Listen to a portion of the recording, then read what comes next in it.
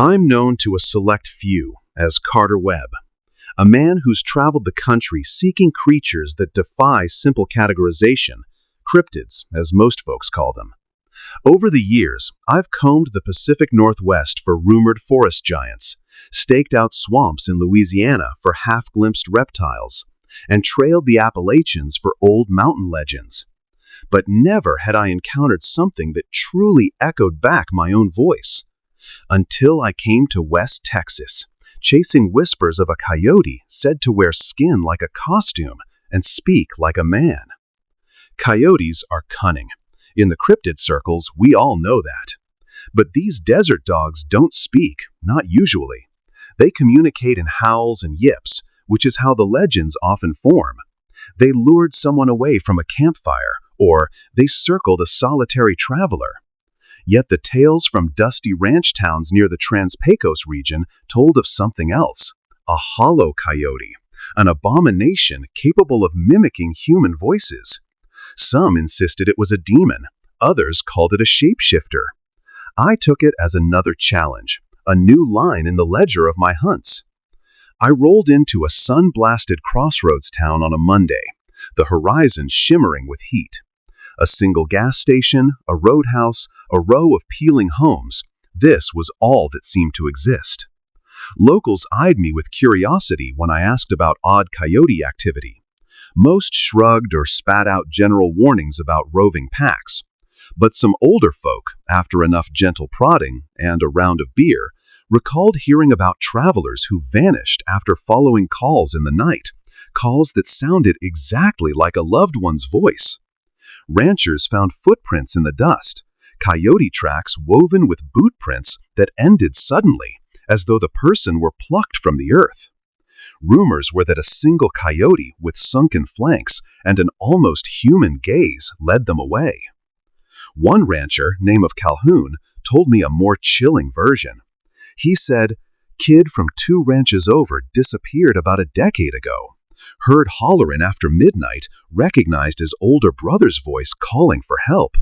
The poor kid ran out into the desert, never came back. No sign, except coyote prints all around his last footprints." Calhoun's weathered face twitched with memory. People talk about coyotes being too clever out here, especially the one they call hollow. They say it can mimic anything, children crying, mothers calling. Best not to follow if you value your life. That evening, I studied an old topographic map in my motel. I planned to drive deeper into the desert, near an area of rumored sightings. My usual cryptid hunts might involve camera traps, specialized calls, and hours of patience. But this situation felt different, like it wasn't just an unknown animal, but something with intelligence beyond normal wildlife. I set out at dawn in my battered 4x4, loaded with survival gear, water, rations, a rifle, just in case, and my cryptid observation tools. The back roads, dusty and pitted, led me into the heart of a harsh, scrubby expanse. No cell service, no sign of humanity except the occasional rusted barbed wire fence. After a couple of hours, I found a flat stretch near a dry creek bed, a decent vantage point for a stakeout. I parked, pitched a small tent, set up a modest camp. The plan? Remain for a few nights, scanning the landscape for any sign of unusual coyotes. That first evening, a pale orange sky bled into dusk. The temperature dropped from scorching to a comfortable cool. I sipped coffee from a thermos, scanning with binoculars. Coyotes indeed roamed these parts. I saw at least 2 silhouettes loping across a ridge. Their howls later echoed, that familiar, eerie choir rising across the still desert. Nothing immediately strange, but I knew well enough to be patient. Near midnight, while stoking my small campfire, I felt a prickle along my neck, a sense of being watched from the darkness. The wind had died, leaving a profound hush. I let the fire burn low, straining my ears.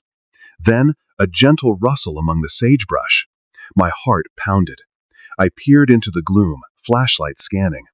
A pair of eyes glinted. Coyote or something else? It darted away, silent. I stayed awake till 2 a.m., but saw no more. When I finally dozed off, it was with an uneasy feeling that the watchers had only begun to circle. The next day, footprints around my camp suggested a single coyote had approached in the night, sniffing near the truck's tires. I followed the tracks a short distance before they vanished among rocks. No big deal, perhaps normal desert wildlife curiosity. But the size of the prints and how deeply they pressed into the dirt gave me pause. This was a large coyote, or possibly something bigger. That evening, near 10 p.m., I sat by the dim embers of my fire, scanning the horizon. Suddenly, I heard a soft voice behind me. "Carter?" it whispered. At first, I nearly jumped out of my skin. My name is not Carter, but close. Carter Webb is a cryptid hunter I know. My name is Sam, but this voice said Carter, a known colleague. The desert air was still, no one else around. My mind reeled. Was someone messing with me? "Hello," I called, spinning around. Darkness stared back. The voice repeated, fainter. "Carter, over here." The same tone. It was as if it recognized me by a wrong name, or maybe it was searching for someone else. Heart hammering, I lifted my rifle, flashlight in the other hand. I stepped away from the truck, scanning the desert floor. Just cacti, shrubs, no footprints, no figure. Then a coyote yipped in the distance, making me nearly drop the flashlight. A normal coyote call? Possibly. But now I suspected something more sinister. That night, I barely slept, listening to the faint rustles and calls in the darkness. At dawn, I decided to drive to a nearby ranch, maybe glean more info from the locals. After rattling along dusty roads, I found a small homestead. The rancher, an older Hispanic man named Esteban, welcomed me after I offered honest conversation. I told him about the voice calling Carter. He stiffened, eyes darting to the horizon. "Yes, the hollow coyote," he muttered under his breath, crossing himself. "They say it can speak, but never quite right. Sometimes it uses names from your mind. Sometimes it's confused. It hunts at night, luring people away." I inquired if he'd seen it. He nodded warily. "Once, in the dusk, I saw a coyote shape near my barn. It stared at me with eyes too big and glossy. I heard my daughter's voice call me from its direction. My daughter was in the house, safe. That's when I realized we were dealing with something unnatural. I chased it away with gunshots. Since then, I keep inside after dark." I thanked him, sharing my own cryptid knowledge. Some said shapeshifters or skinwalkers roamed southwestern deserts, but those were usually Navajo legends.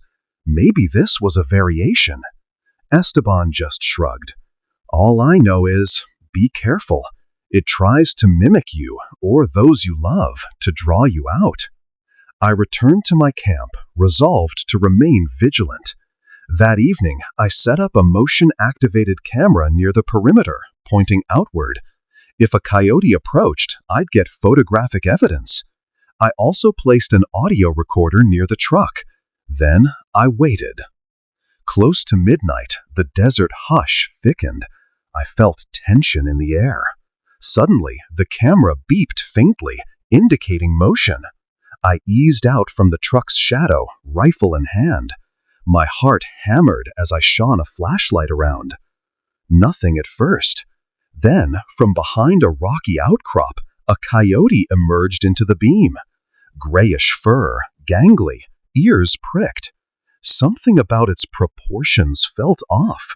Its legs too long, body too thin. It stared at me with an uncanny intelligence. Then it parted its jaws. Usually, a coyote might bark or yip.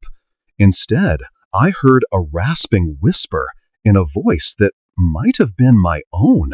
The same accent, same tone. "You look hungry," it said. My mind reeled. That was a phrase I told a friend earlier in the day when offering snacks. The coyote repeated, You look hungry. I nearly dropped the rifle. The coyote's eyes glowed faintly in the flashlight's glare, almost human. Its mouth opened too wide, revealing rows of teeth in an unnatural grin. Where? How? I stammered. No answer, only a guttural hiss. Then it bolted, disappearing into the darkness.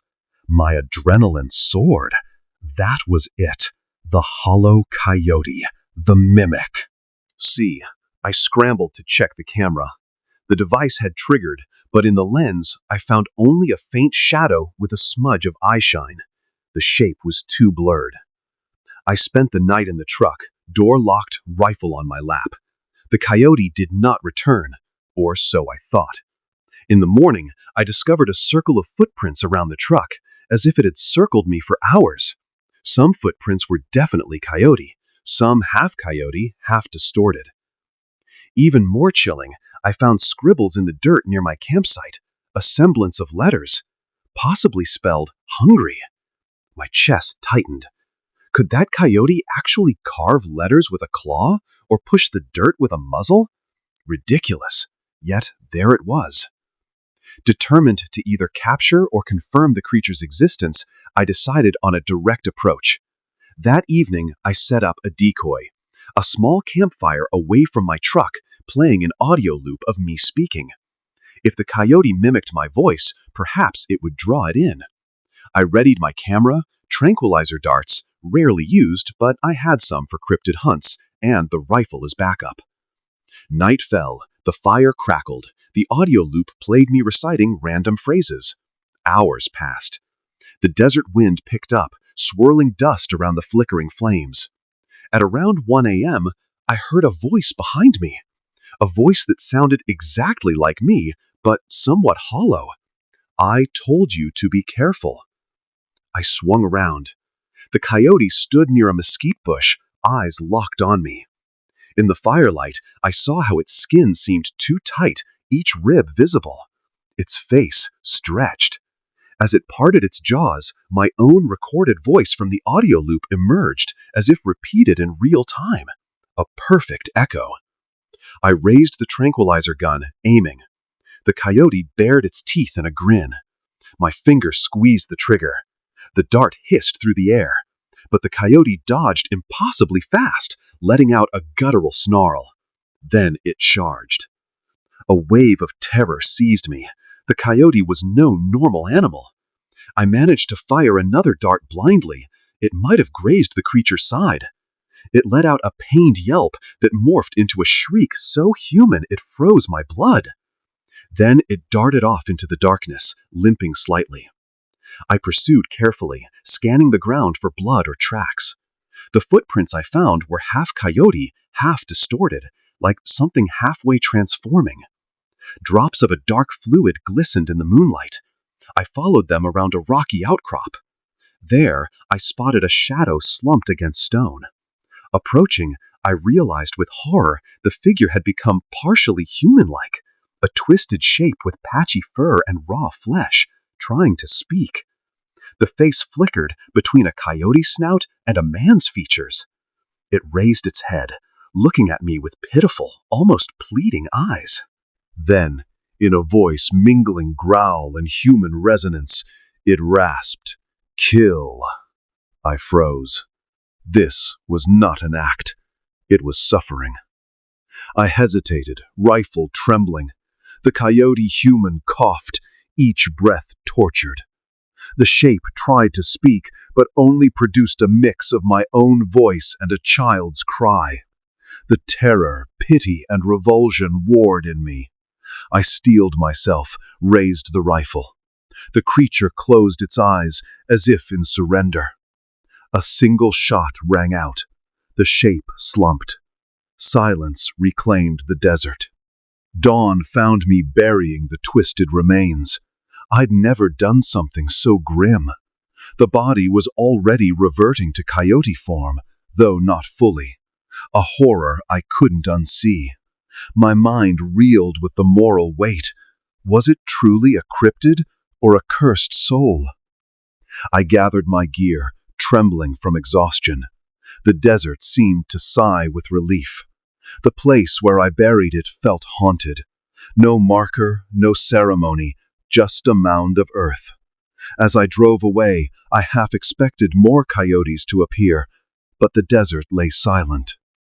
For a fleeting moment, I considered collecting physical evidence, but my instincts told me it was best no one else found the remains. This phenomenon was too dangerous, and I had no desire for labs or tabloids to exploit it. On my way out, I stopped at a small ranger station near the highway to confirm the route back.